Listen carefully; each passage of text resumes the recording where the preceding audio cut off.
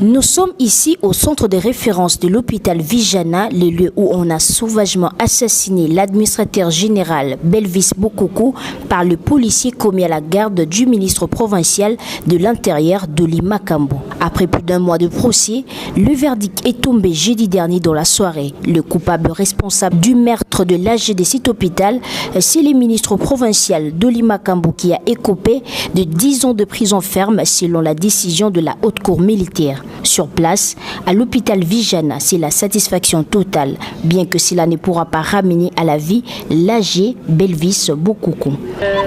Doli Makambo azalaki na affaire na justice pour na procès ya AG à Vijana.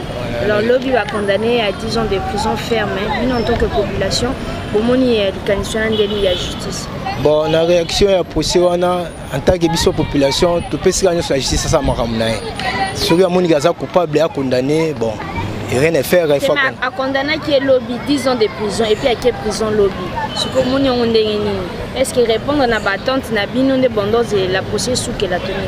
Normalement to se paye l'hypotonie justice na ça musana et muto aza coupable, celui qui a mérité malgré mon rôle et hier à mon anité mais tellement bazaki batunae et c'est qu'il a puni comme peine wana. Donc toko lo baki état de droit comme ozonga ndambo. Et comme ozonga to se paye l'inde comme ozonga déjà.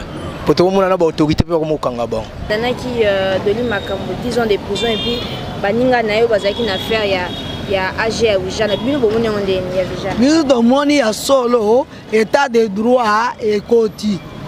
Bo Doli Makambo ministre provincial ya intérieur na sécurité ba condamné 10 ans. Alors que baninga na yo ba député provincial ba boyaki kolongo immunité. Mais haute cour exige décision condamné. Tout le monde est état de droit baninga côté. Comme ça, ba konzo mususa ba lingi ba tomola mapeka po ba sala kama bien la population et servir bango des leçons. Te pon nga na mon décision na déjà bien. Selon toi état de droit ils ont dit? Oui, état de droit ils ont dit parce que liboso to banda komona ba konzi bazo omisaba na batu sala makambo mabe bazo tika bango bazo sala bango eloko te. Siko mbalo tomoni mokonzi abomisi mwana bato awa bakangi ba condamné 10 ans. Pour nga na moni déjà bien état de droit ils ont dit. Mais pour na ba attendre non ils ont fini pour que makambo sale ma bien justice ça na message. Te message nga na koloba ezaka pona ba jijo ya biso batika makambo corruption. Batika makambo corruption basala musala na bango ndenge esengeli. Ole babanda ko pesa bango mbongo en tant que l'état azofuta bango. Mais bango bazo lia lisusu mbongo abatu bato bazo pesa bango mbongo po ba convaincre nasa na exemple loko nanga soki nasa na mbongo te nasa na eloko nanga moto mo boya za na mbongo e boya poto linga eloko wana na makasi na eloko na makasi na parce que aza na mbongo wana c'est bien te il faut siko botolo na makasi na parce que aza na mbongo akeya convaincre ba juge na mbongo wana baye ba kotelier ba botolo eloko ba kei nango mais ponanga wana eza mabe makasi. Pour certains, les 10 années de servitude pénale infligées à Doli Makambo et compagnie sont un exemple, mais pas suffisantes pour combler la perte d'une vie humaine dans un pays qui s'y réclame d'état de droit. Oui, bien en tant que population, tout le monde est normal. Parce que le changement est changement c'est yeba kete mebe ya l'état ezali ba policier wana biso nde ba to kangaka bango awa policier abomi après abimi boye akomokima biso nde to kangaka bango awa so ya bando wangana bana mete ye muto achindaki ba policier te siko muto kana ye ebimaki nde nini en tant que yo kolo muto ka oyebite siko muto ka gebomi ebimi ekesa le crime nde nini en tant que yo kolo muto ka oyebite ndenge l'état a condamné il y a 10 ans, à salir bien, justice à Salah Moussala Naye. Donc, tu dis que l'état de droit est comme Ozonga petit à petit. Oui. L'état de droit est comme Ozonga. Pour ceux qui ont bien entré à Félix, il y a plusieurs ministres au Bakangi. Binamongo Boyebi Bango, Tobanotanga, et Baromona, et Bangote. Bakangi, Binamongo Boyebi Bango. L'état de droit est comme Salah Moussala Nango. Ceux qui ont députés, ceux qui ont nani, mais ceux qui ont kokwei nambeba il fallait ka basambisio soki ozana tort soki ozana tort te justice esali musala nango.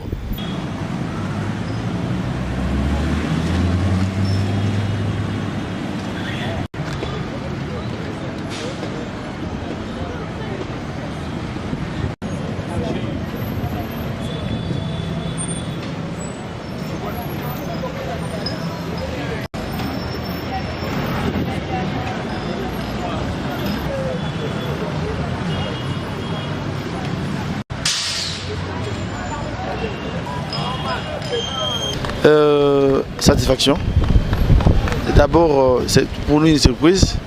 C'est leur régime. Ils se sont comportés comme ça parce qu'ils savaient que la justice est dans leur poche. Mais finalement, avec le changement du nouveau président, et aujourd'hui, on a vu quand même que la Cour s'est ressaisie finalement pour ne dire que le droit. Donc c'est ça. Donc à ce moment, on peut dire qu'il y a possibilité de dire qu'il y a l'état de droit. Non, il n'y a pas l'état de droit, mais un semblant d'état de droit. Comme il y avait clameur publique, bon, la Cour ne pouvait que faire ça parce qu'il ne sait pas les impressions, il n'a pas les impressions du président de la République qui est maintenant en place. Parce que l'autre là, c'était la léthargie, c'était leur régime où on pouvait tuer les gens comme ils voulaient et puis pas d'inquiétude quoi. Alors quelles sont vos attentes par rapport à la suite de l'évolution de choses? Il n'y a pas de justice, il n'y a pas de développement. Le président de la République doit tenir compte de ça. S'il n'y a pas une justice distributive pour le peuple congolais, c'est son échec et ça sera vraiment catastrophique. Il n'y a pas de justice, il n'y a pas de développement, il n'y a pas quoi que ce soit. Donc s'il s'amuse dans ce terrain-là, il va vraiment y couper un échec et que ça sera pour nous très déplorable pour nous, peuple congolais. Ezande musala mutetinda me ndengo basala ngana zo sepena na basala gate me wala nde zande musala basala game na zo sepena musala basala gate ke mutu nde ba yoko bomaga na mbala moko ba pesa mutra ni oye se sala boy ndengo sala boy suka boy yango ndaka basala kanini wana me ba konte ba yebala moko ba bomiye ziko na no bisoto sala ndio bakangi batu wana yo sepena na ya nga ona lobi nde na lobi. Nous, en tant que population, pendant la justice, c'est ça, Moussa, bon, justice, c'est ça, Moussa, il faut que c'est payé pour donner tout le monde en deux. Justice, c'est quand on tout le monde, il y a wakati maram, des sengari, des wakati maram. Tout c'est payé pour tout le monde.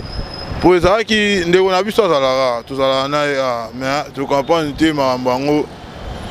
Premier jour, tout le monde a dit, par exemple, dans le Soudan, tout le monde a fort.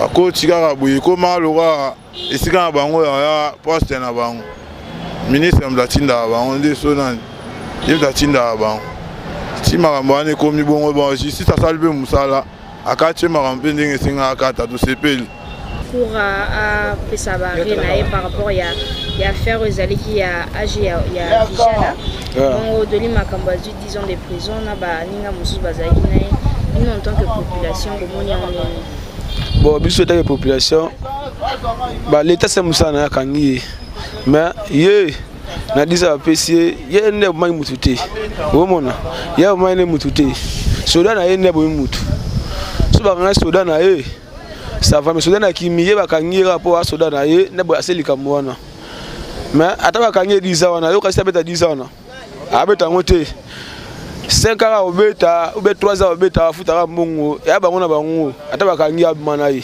donc na auto ko lo baita de droit non ikoti pekate bon po wana penza non ni na binoti boloko ya betika pona soda na ye ya akubmana ye pona biso ya boyi mutute mutabo mine soda na ye wa to remercier na nous mokonzi mboka na vision na ye surtout akovanisa état de droit tant que malgré za mokonzi na niveau na yo nyonso soko kwe na mbeba ndenge justice asali lolenge asali doni makambo to sepeli nango po garde du corps abetaki masasa garde du corps na ye na kati ya lopango ya hôpital malgré baranki na yo lokolo yo komi nzambe okomi ko se permettre ti ko komisa pena vie ya mutu na suka to sepeli vraiment na area kurwana kutu 10 ans na eza muke ngaso ngana za taji ngana beta ata 20 ans to sepeli makasi na procureur ndenge sali makamune kitoko to sepeli pena makasi mais 10 ans na abe tapé yango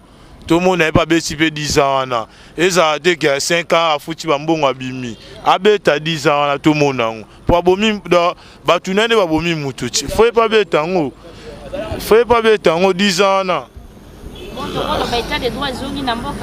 bon to sepeli makasi po sepeli po état de droit des zones na mboka yango moto sepeli makasi pona biso to sepeli na musala justice ya mboka na biso esali po bato misu bakoma ya ko décourager ki mboka oyo mibeko ezalaka te mibeko elali ebele babeke doli ba osala eloko te doli ba otika ye mais lelo tomoni ke mibeko ya mboka na biso etelemi pe bakangi doli bakatele 10 ans toko sepela malgré aza mutu oyo ye asalaki te mais bato oyo atindaki na musala bango nde mutu baye ko boma age awa na hôpital na biso ya Vijana babomi age lokola bakati 10 ans asala 10 ans na ye mokili pe emona po bato misusu baba ndako banga ministre misusu batikali ba ke ngai so na tindi ba soda nga basali boye ba ngai nde na ko la problème po o batikali ona so bakomi ko banga c'est ça mibeko ya ngwana mibeko la muki na mboka kimia pe kota mais ba bomba bato eza souta.